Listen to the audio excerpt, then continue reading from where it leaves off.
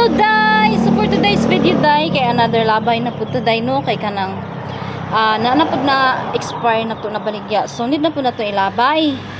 So mo na day nga dapat kamo like me nga naninda og mga ingani day like ingani good groceries. So ginagmay nga groceries day. So dapat gud ninyo i-monitor day ang inyong mga items no, kay especially sa mga junk foods kay dali ra ma-expire niya mga noodles.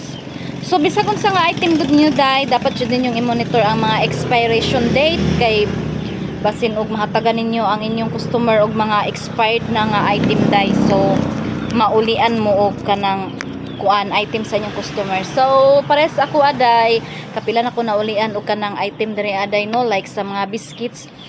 Uy, ultimo ang mga biscuit day dapat ninyo na i-follow up day kay dali ra kay na ma-expire day. So karon day ang ato ang ipanglabay na pud kay na expiration date na gyud siya day. So ingani day kaning sus Ginoo ko day, paborito pa naman ako ni day nya. Dagko pa jud kayo day nya, wa jud na ko ni siya nabantayan day no, kay kanang murag feel nako murag bago pa nako siyang gikumpra day. Unya duha ka buok ni day, unya ang isa ako ang gilabay kay ako man tong giabrihan day kay ako ang testingan patana na kog kaon day.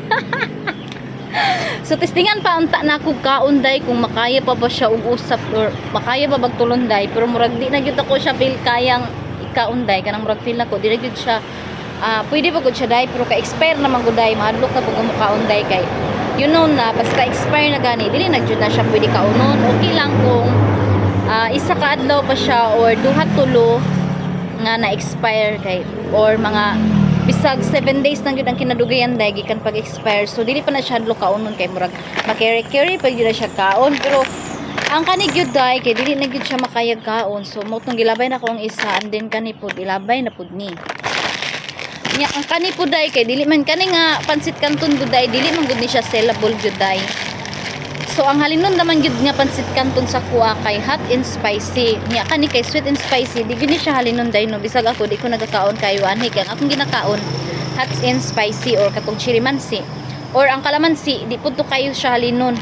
So mo ni day nya daghan pud ni day murag natoy gi-try nako og luto day ang isa day nya makaon pa man.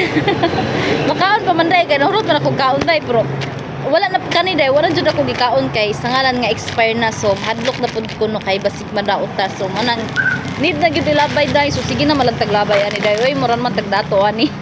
So no choice ta day kay since expire na pud siya day di na nato makaon day nya, di na pud nato mabaligya day no, di gani ta mukaon niya baligya na noon. So bye bye na lang gyud ta ani day kay ilabay na gyud ni day. So katura day oy ang ato ang ganap for today.